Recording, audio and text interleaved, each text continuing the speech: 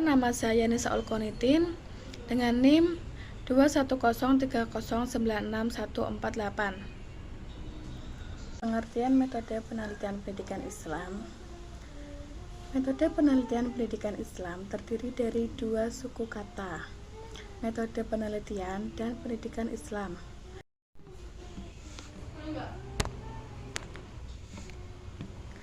Pengertian metode penelitian pendidikan Islam. Metode penelitian pendidikan Islam terdiri dari dua suku kata, metode penelitian dan pendidikan Islam. Metode penelitian adalah cara ilmiah untuk mendapatkan data atau informasi sebagaimana adanya dan bukan sebagaimana seharusnya dengan tujuan dan kegunaan tertentu.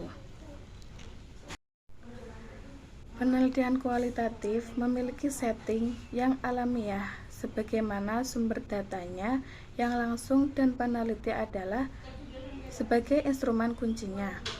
Penelitian kualitatif bersifat deskriptif. Para penelitian kualitatif lebih berkenaan dengan proses daripada hasil. Karakteristik penelitian kualitatif yang pertama mempunyai sifat induktif, yaitu pengembangan konsep yang didasarkan atas data yang ada.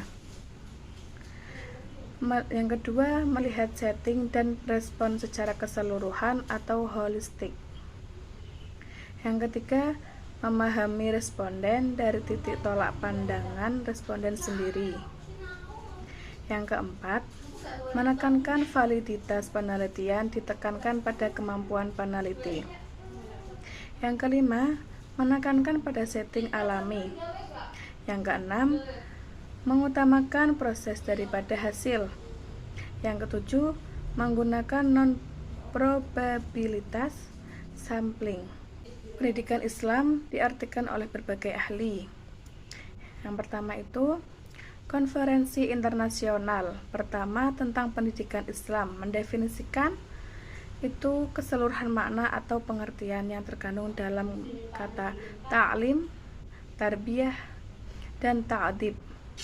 Berdasarkan tiga konsep tersebut, pendidikan Islam didefinisikan sebagai suatu proses penciptaan lingkungan yang kondusif bagi memungkinkan peserta didik untuk mengembangkan diri fisik dan psikis, agar peserta didik untuk mengembangkan tersebut dapat merealisir terhadap keberadaan dan keesaan Allah. Yang kedua itu ada Naqib atas mendefinisikan pendidikan Islam adalah ta'dib, yaitu proses pengenalan dan pengakuan tentang hakikat dalam pengembangan dan mewujud bersifat teratur secara hierarkis sesuai dengan bagaimana tingkat dan derajat tingkatan mereka dan tentang tempat seseorang yang tepat dalam hubungan dengan hakikat itu serta dengan kapasitas dan potensi jasmaniyah maupun rohaniyah seseorang. Yang ketiga, Abdud Natar itu mendefinisikan pendidikan Islam dilaksanakan menggunakan Al-Quran, As-Sunnah, dan pendapat para ulama, warisan sejarah, pertimbangan rasional, serta data empiris. Dan dari data semua itu, perbedaan pendidikan Islam dengan pendidikan lain. Perbedaan tersebut terletak pada Islam sebagai dasar pelaksanaan pendidikan. Meskipun kadang-kadang menggunakan teori-teori pendidikan yang dikembangkan oleh ahli-ahli pendidikan sekuler, tetapi semua teori digunakan selama tidak bertentangan dengan ajaran Islam. Dari penjelasan tadi, itu dapat disimpulkan bahwa metode penelitian pendidikan Islam itu cara ilmiah untuk mendapatkan data atau informasi sebagaimana adanya dan bukan sebagaimana seharusnya dengan tujuan dan kegunaan tertentu yang berkaitan dengan pendidikan Islam. Ruang lingkup penelitian pendidikan Islam itu meliputi yang pertama ada pendidikan Islam sebagai mata pelajaran yang diberikan pada lembaga-lembaga pendidikan umum mulai tingkat sekolah dasar sampai perguruan tinggi. Yang kedua, pendidikan Islam sebagai lembaga pendidikan formal, non-formal, dan informal. Lembaga pendidikan Islam sebagai lembaga pendidikan formal terdiri dari madrasah, pesantren, dan perguruan tinggi. Yang ketiga, pendidikan Islam sebagai sistem. Yang keempat, pendidikan Islam dalam konsep dan sejarah.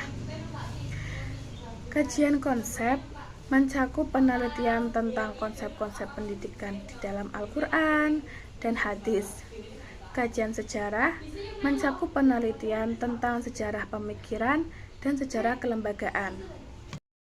Kriteria penelitian pendidikan Islam yang baik itu pada dasarnya sama dengan penelitian pendidikan lainnya.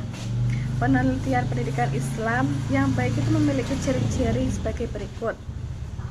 Yang pertama, itu ada masalah dan tujuan penelitian harus berkaitan dengan ruang lingkup penelitian pendidikan Islam. Yang kedua itu masalah dan tujuan penelitian harus digambarkan secara jelas sehingga tidak menimbulkan keraguan kepada mereka. Yang ketiga, penelitian yang dilakukan bersifat kritis dan analitis. Yang keempat, itu masalah penelitian yang diajukan bersifat rasional. Yang kelima, itu koherensi, yaitu terdapat berkaitan antara bagian dalam penelitian. Yang keenam itu ada konsistensi penggunaan istilah dalam penelitian. Yang ketujuh, memuat konsep dan teori sebagian besar diambil dari penafsiran ulama terhadap ayat-ayat Al-Quran yang berkaitan dengan masalah yang akan diteliti dan teori-teori yang dikembangkan oleh ulama atau ahli pendidikan Islam.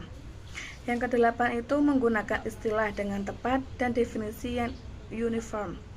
Yang kesembilan itu mengembangkan hipotesis yang dapat diuji jika yang akan dilaksanakan dalam penelitian kualitatif. Langkah-langkah penelitian kualitatif dalam pendidikan Islam. Yang pertama itu memilih masalah. Untuk mengawali penelitian, hal utama yang harus dilakukan adalah memilih permasalahan di lapangan. Akan tetapi kebanyakan para mahasiswa dalam melakukan penelitian terlebih dulu menentukan judul, sehingga di antara mereka dengan judul itu tidak mengetahui permasalahan yang dihadapinya. Yang kedua itu ada mengumpulkan bahan yang relevan. Dalam mencari dan mengumpulkan bahan ini, mengambil bahan-bahan yang berkaitan dengan permasalahan penelitian sebagai acuan dalam penelitian yang akan dilaksanakan. Mengadakan survei terhadap data yang telah ada. Peneliti itu bertugas untuk menggali teori-teori yang telah dikembangkan. Terus yang ketiga itu ada menentukan strategi dan mengembangkan instrumen. Instrumen penelitian itu dapat dikatakan baik jika memenuhi. Yang keempat itu ada mengumpulkan data. Mengumpulkan data dapat dilakukan dengan beberapa cara. Yang pertama ada observasi atau pengamatan, yaitu pengumpulan data dengan pengamatan langsung tanpa pertolongan alat standar lain dengan menggunakan pengamatan. Observasi merupakan cara yang sangat baik untuk meneliti tingkah laku manusia. Dalam melakukan pengamatan, sebaiknya peneliti itu sudah memahami terlebih dahulu pengertian umum dari objek yang akan ditelitinya. Observasi yang biasanya digunakan penelitian kualitatif itu observasi partisipan, yaitu teknik pengumpulan data dengan fokus memperhatikan pada kemampuan dalam membuatan makna atau sesuatu kejadian. Yang kedua itu ada interview atau wawancara. Wawancara itu merupakan suatu proses interaksi dan komunikasi, sehingga dalam wawancara ini ada beberapa hal yang dapat mempengaruhi hasil wawancara, beberapa faktor. Terus ada dokumentasi. Dokumentasi itu mencari data mengenai hal-hal atau variabel yang berupa catatan, transkrip, buku, surat kabar, majalah, dan notulen, dan lain sebagainya. Yang kelima itu ada menafsirkan data. Menafsirkan data itu terdapat dua tahap, yaitu tahap analisis data di lapangan dan tahap analisis data pasca pendataan di lapangan. Yang pertama itu agar peneliti itu dapat menyempurnakan pemahaman terhadap data tersebut untuk kemudian menyajikan kepada orang lain. Terus yang keenam itu ada melaporkan hasil penelitian. Hasil penelitian tahap akhir dari penelitian adalah melaporkan hasil penelitian yang telah dilakukan serta mempublikasikan hasil temuannya untuk menambah pengetahuan pembaca atau diaplikasikan oleh penggunaan hasil peneliti. Jadi karakteristik penelitian kualitatif salah satunya yaitu mempunyai sifat induktif, melihat setting dan respon secara keseluruhan atau holistik, memahami responden dari titik tolak pandang responden sendiri, menekankan validitas penelitian, ditekankan pada kemampuan peneliti, menekankan pada setting alami, mengutamakan proses daripada hasil penelitian kualitatif, lebih ditekankan pada bagaimana gejala tersebut itu muncul, menggunakan non-probabilitas sampling. Penelitian itu sebagai instrumen menganjurkan penggunaan triangulasi, menguntungkan diri pada teknik dasar studi lapangan, mengadakan analisis data sejak awal. Dari hasil paparan di atas dapat diambil kesimpulan yaitu macam-macam.